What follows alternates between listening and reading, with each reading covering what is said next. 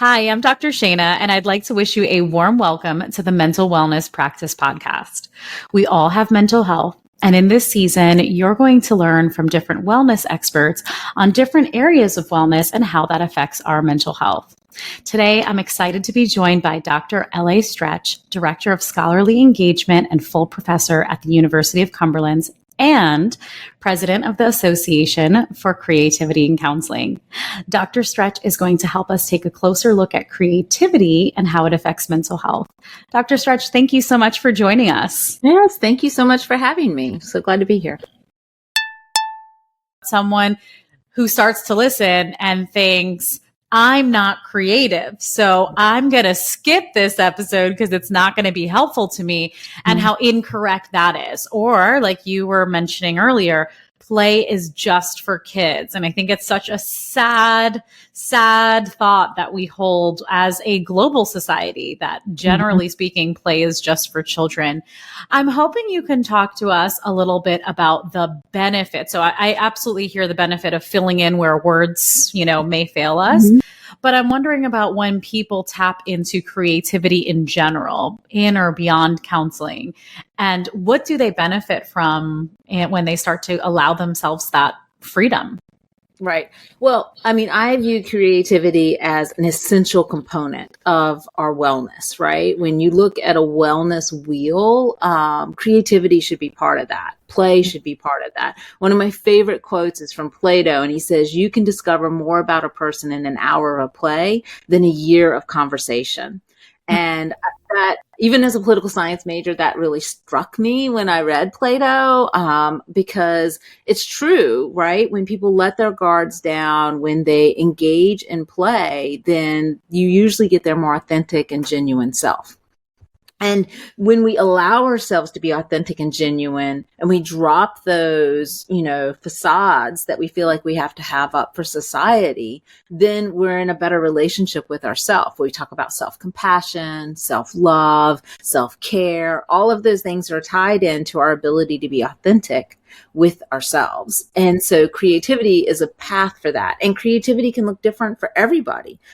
I don't believe anybody is not creative. I believe everybody has some creativity. You just may express it differently. It could be, that you're this person who tells dad jokes. That could be your creativity, right? It could be the person who gardens or who paints or who cooks or who just sits on the floor and plays with their kids with their Legos, right? You don't have to be artistic to be creative. And I think that's an important distinction, is that creativity lights up so many different aspects of our brain. When we look at it from a neurobiological standpoint, it makes our brain happy. Like when we get creative, our brain lights up and gets excited. You can almost see the play in the images when you are, having an imaging done of somebody who's engaged in something they enjoy and that they're having fun with.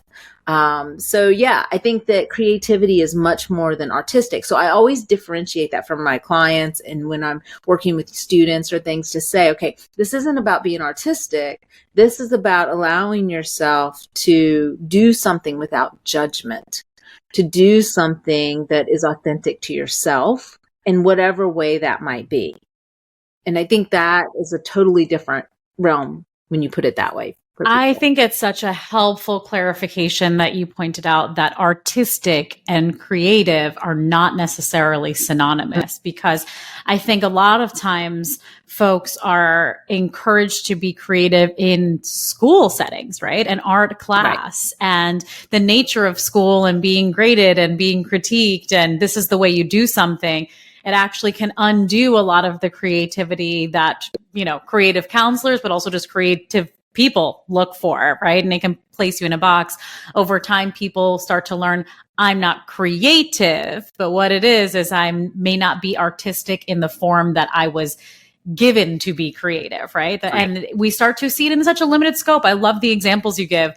I am trying to stretch my mind to think of, wow, dad jokes can be creative. So I appreciate the humility to be like, wow, I guess that was my bias. And now I know that's someone being creative, right? But you mentioned some of these other forms.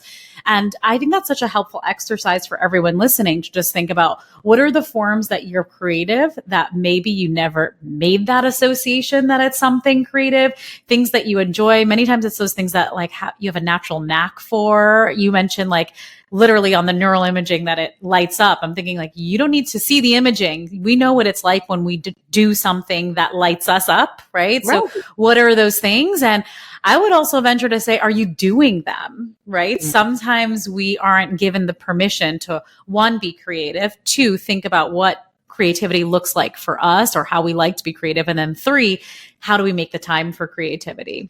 So I want to go... Yeah. It refuels them, right? So that's where people have to understand that creativity is part of the larger wellness. So I think about, okay, here's a wellness wheel: sleep, nutrition, sexual life, physical activity, creativity. Like each one of those is a way to put money in your bank. And the more balanced that wheel is, then the healthier you're going to feel, the more wellness you're going to experience. You can't be out of whack. If your wheel is partially inflated, you're going to bump along through your life, right? I'm just thinking how many people are bumping along and not realizing it's creative that they're sleeping on, you know? And I'm so glad you brought it back to the wellness wheel, because that is exactly where I was going to go. In this season in particular, you know, because we're talking about different dimensions, it's not lost on me that sometimes we're not realizing our own bias, that okay, this episode is about this. It's about exercise. Okay, of course, that's important for my mental health. Mm-hmm. And then there's episodes like this one, right? I know that there's some people thinking that's not important for my wellness. And I love your strong stance of no, we all have creativity. Mm-hmm. We all have that access point, and it's something to not overlook, because I do believe in subjectivity of wellness, that, you know, depending on where we are, our abilities, our capabilities, our past illnesses, our history, we all have a certain realm of wellness across these dimensions. Yeah. But it's an interesting philosophy of, do we all have all of these dimensions, or is it that we've become kind of, we've pruned at our dimensions? And some people say, well, wellness doesn't matter for me, so I'm not adding, creativity in my life. So I appreciate your insight of, no, we should all consider some level of it. Whether or not you have before, it's important. So Thank you for spelling that out. And you were kind of alluding to this with the bumping along, but I'd like to dig into it a little bit more. I'm thinking of how often it is for folks to not notice when they're not doing well, because it's not some sort of societal marker, like their cholesterol looks good, their blood sugar looks okay, their blood pressure, all these things. So they're okay, but they're not feeling well, especially from the mental health realm.